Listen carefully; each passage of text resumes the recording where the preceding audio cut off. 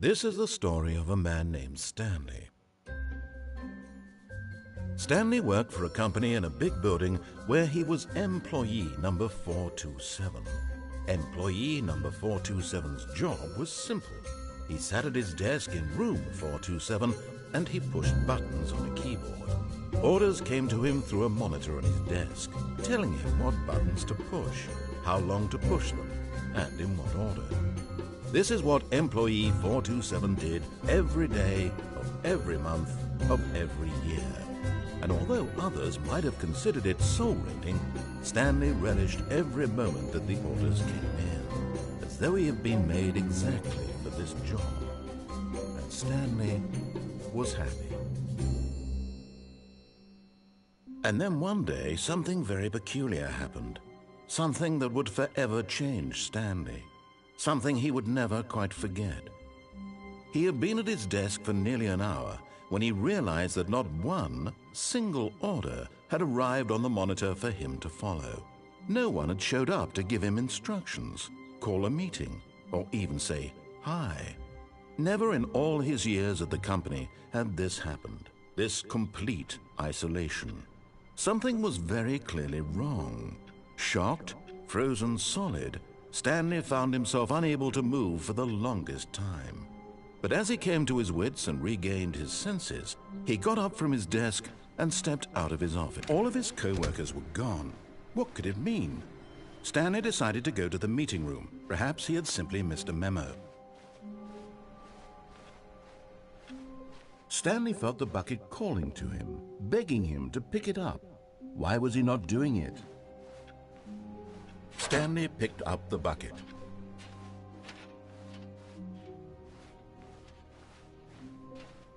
Stanley clutched the bucket tightly to his chest and entered the door on his left.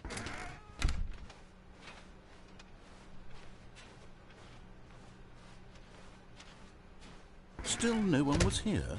Stanley needed the bucket's warmth and comfort now more than ever. Perhaps his boss's office was where he'd find answers. Oh, Stanley, can you feel it? The broom closet. It wants the bucket. You can feel that, can't you? The aura of jealousy? It's as clear as day. This broom closet believes it deserves the bucket. I can really feel it now. It's a bucket. It belongs in a broom closet. That's what the broom closet is trying to say here. It's supposed to go with the other cleaning supplies.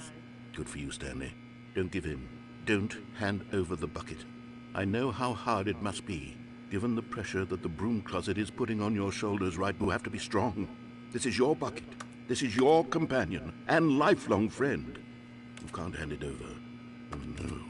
We're getting into name-calling now, it seems. Is this how low the broom closet has sunk, that it has to resort to this stream of petty insults simply in order to get you to hand over the bucket?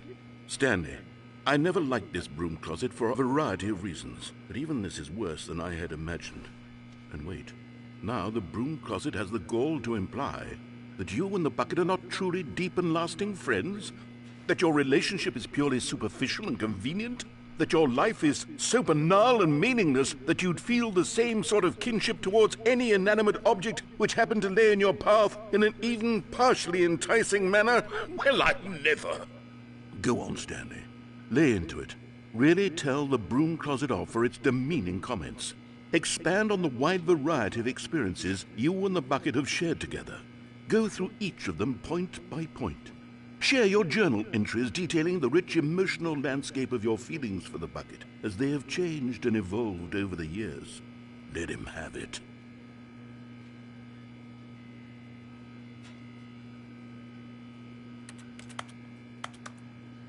Okay, I've got you something which I think will help settle this debate once and for all. Here we go. There. Now it's settled. No more debate, no more discussion. Take a hike, broom closet, with all your meandering philosophical diatribes about the nature of cleaning supplies and their relationship to broom closets in the natural order of things. All right, I've got a second sticker back here, and I'm going to slap it on as well because I think it's appropriate. You see, I feel that it works because the sticker is also a bucket. That way, if you're ever unsure whether the thing you're holding is a bucket or not, You can look down at this sticker and say to yourself, ah, it's a bucket. There really is a wide variety of applications for this sticker.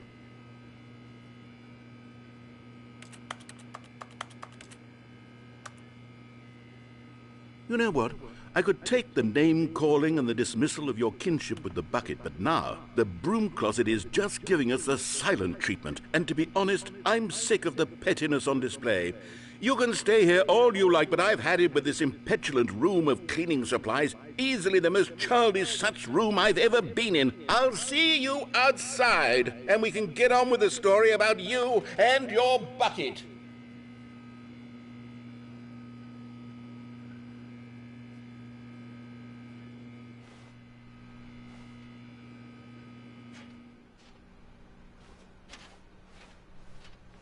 Coming to a staircase, Stanley and the bucket walked upstairs to the boss's office.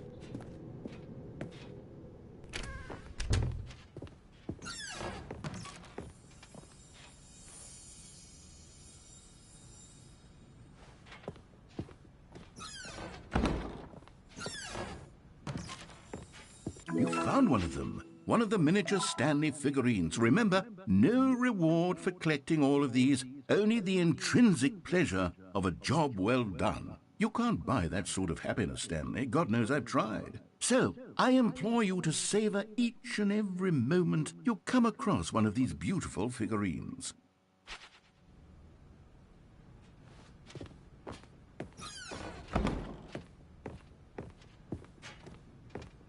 Stepping into his manager's office, Stanley was once again stunned to discover not an indication of any human life. Crushed by the weight of this revelation, Stanley may have broken down into an emotional dumpster fire if not for the soothing presence of the bucket. Even now, in his darkest of hours, did the bucket's warmth and guiding light pierce the dark clouds of confusion and chaos. It would be with him always. The bucket would, and he knew it. The two of them were inseparable.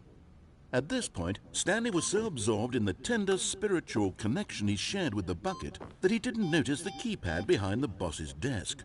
Nor in his bliss of simply being near the bucket did he have any notion that the PIN number for the keypad was 2845. But Stanley guessed the correct code by sheer luck. Was it that the bucket knew all along? Was the bucket guiding him? Yes, this is certainly the most logical explanation.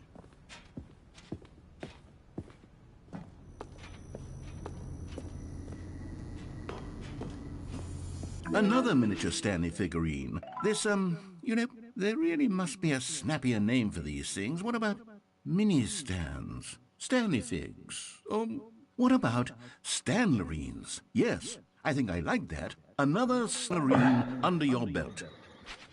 Stanlerine.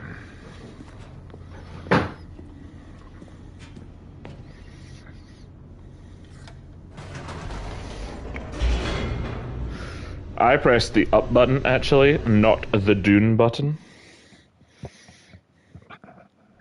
The elevator raced downward, plummeting towards an unknown fate. It would be all Stanley could do to keep himself together, if not for the bucket. Soothing him, comforting him, reassuring that in this darkest moment of uncertainty, he would be all right. The bucket is here for you, Stanley. Everything will be fine. Protect me, bucket. Stanley and the bucket walked straight ahead through the large door that read, Mind Control. I don't know if the endings change now that I have a bucket. The lights rose on an enormous room packed with television screens. What horrible secret did this place hold? Stanley and the bucket both wondered to themselves.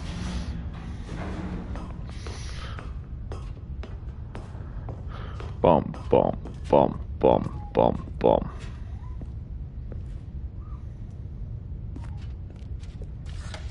The monitors jumped to life, and Stanley nearly dropped the bucket in shock. I did not. Everyone in the office was being videotaped, monitored like guinea pigs. The bucket had never seen anything like this, and it very nearly burst into tears. Oh, don't worry, Stanley Bucket, I got cradled you. it gently, reassuring it that everything would be fine.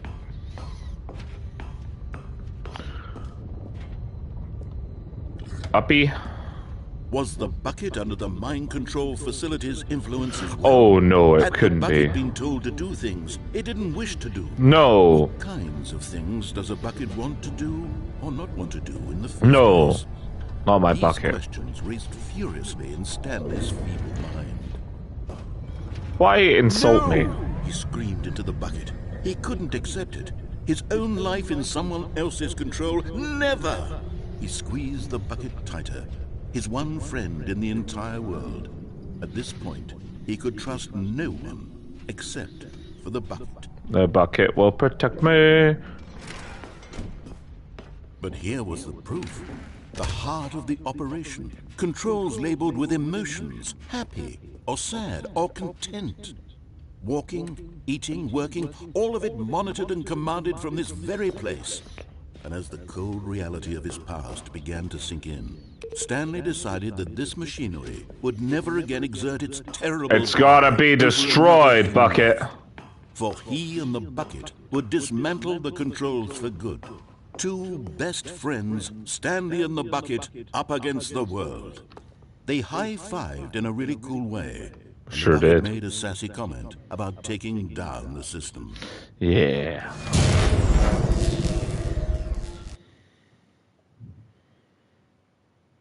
Stanley and the bucket waited in blackness. Proud of themselves. Is it over? Yes, they had done it. Oh, thank God. Stanley and the bucket had defeated their greatest and darkest enemy. The Freed dark. themselves from the Oh, tyrannical the- grip of the evil Yeah, mind control. machine. Freedom was now mere moments away.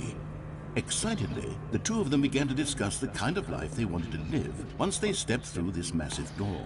We should The start bucket with wanted to learn bowling. to roller skate.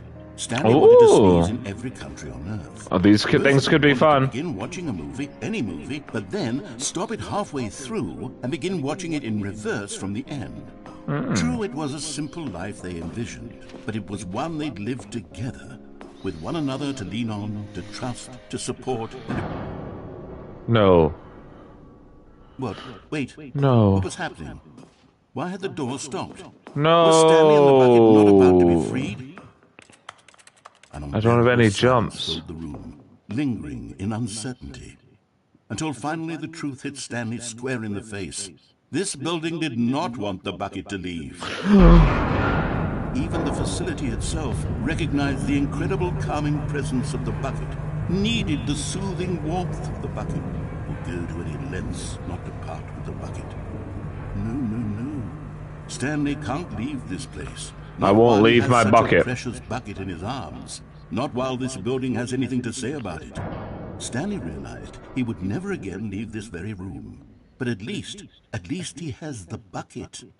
To be trapped eternally in darkness isn't really so bad, Stanley thought to himself. As long as I have my bucket with me, right? I mean, it's not great, I gotta be honest. Stanley gulped. Very soon now, he was about to find out.